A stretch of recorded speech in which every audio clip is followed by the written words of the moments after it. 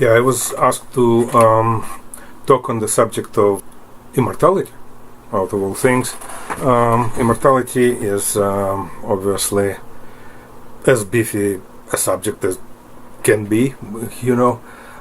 This is because I'm writing a book with the work entitled The Secrets about psychic healing, but at some point in the past I wanted to call it Do-It-Yourself Guide to Immortality, because spiritual ability kind of goes together with healing and immortality. We are talking about spirits. If we are talking about immortality, we are not talking about the body, we are talking about the spirit. The nature of the spirit is a very interesting thing. It is not actually known, that I know of, in the Western world, what the spirit is. There is no actual definition or idea of a structure and the nature of the beast. Yet all of us are spirits. There are a lot of things not known, and it's there, and actually it's up for grabs. It's totally available. I think I progressed a very long way down that road and learned a hell of a lot and acquired a lot of very interesting abilities, and I absolutely honestly believe, it is my firm conviction, that if there is anything that I understood and I could do, then anybody can do it. Anybody can do it if I can do it. I swear to God. It's all it is some diligence and some dedication to actually finding the truth. I don't have any agenda, and I never did. I'm not trying to prove any point. So I just went down the road. Sometimes it went wrong, sometimes it went into the bushes and so forth, but for over 30 years I was following some kind of path, and I arrived somewhere.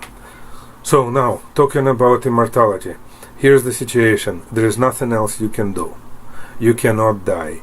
Like, as spirits, we are not organic in nature, so we cannot decay and we cannot die. We also can't remember.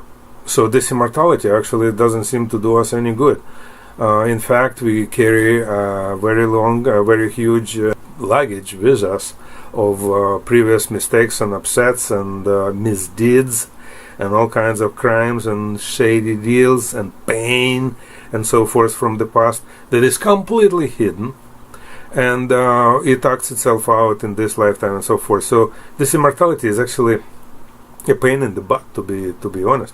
But also there is this situation that there is nothing else we can do. We cannot really die. So we keep going on from life to life. We are completely lost. We can't stop this process. We don't know what to do. It just keeps going. So we invent this idea of death. We want to see this newborn as a completely new beginning. Now we have this new interesting game ahead of us. We can make a life. Well, we already made trillions of them, and they're not all that much fun, but sometimes it's fun. Whatever fun we have is the fun that we create. It's not inherently there. Whatever interest we have in life is whatever we create. It is not inherently there. Whatever meaning we put into it, whatever joy we put into it, whatever we imbue our life with, is all of our own creation. It's not inherently there. What's inherently there is we can't do anything else, so we can keep on living. So people don't have a huge desire to put this immortality in there. They have a huge desire to die. And if you look at all the movies and all that, you will see this just complete fixation on death. There is this death. Yeah, that's what we need. There are some things about immortality. There are some let's say movies about the immortals, but in there they're fighting each other as a general rule, and they have some tricks. They develop some tricks how you can stop it and how you can kill an immortal. Well, let me tell you, there are no tricks. You cannot kill an immortal. It's not possible. It's impossible. It's not that we don't know how or whatever. It's just not possible. There's nothing really impinges on us. As a spirit, you're not really impingible until you decide so. But even if you decide so, it's all pretenses. No, nothing can happen to you. We have this fixation on death, and as far as immortality goes, we have this fixation on finding some kind of interesting tricks and fairy tales of how immortals can kill each other, or how we can kill an immortal with a stake through his heart, or something like that. Okay, so with all that immortality, There is also a factor that we don't remember anything, and we don't remember our past lives, and we don't know anything, and so this immortality doesn't really do anything to us. Well, that changes with increasing your abilities. I'm talking about spiritual abilities. I'm not talking about getting PhD in mathematics. I am talking about spiritual abilities. There is a certain path that you have to travel. It's actually not one path. I suspect that there are many different paths that you can travel, but you do have to travel. You have to leave your agenda behind. You can leave the dogma that you learned behind, and so forth, and you can just need to go where it leads you. And that path is, it starts and continues with meditations and drills. There are drills, just like any ability. You improve your ability by drilling. So there are drills and there are meditations, and this path is open for anybody who wants to travel. However, on every step of the way, when you achieve something, you would not be able to prove to other people that you achieved it. The only proof that you can present to them is, you could say, if you travel this route, you will also achieve this, or you're likely to achieve this.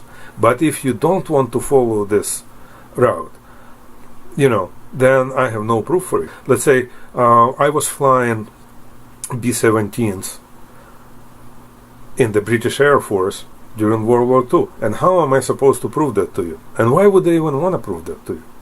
You see the situation? So I'm saying I was a pilot, and you're saying prove it to me, and I'm saying no. I'm not even interested in proving it to you, and I'm not going to prove it to you, and I can't prove it to you. Now, there were some attempts, and some very successful attempts, to prove the existence of past lives, when people remember certain things and then go there and find it, do archaeological digs and find whatever. There are all kinds of interesting situations happening in various religions and so forth, so on. But that kind of just slides unnoticed for the most part. There is still it seems like there is no proof. Well, the proof is subjective. You travel this route, you will get somewhere, and that's your proof. If you don't want to travel this route, then you don't need any proof anyway, and you don't want it, and that's fine too. That's perfectly okay.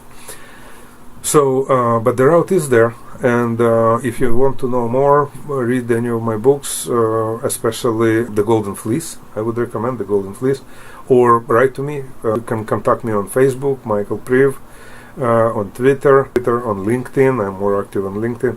I'm more active on Facebook. I have an email, obviously, michaelpriv1@gmail.com. Drop me a line. I'll be happy to discuss. Good luck. Thank you. Bye-bye.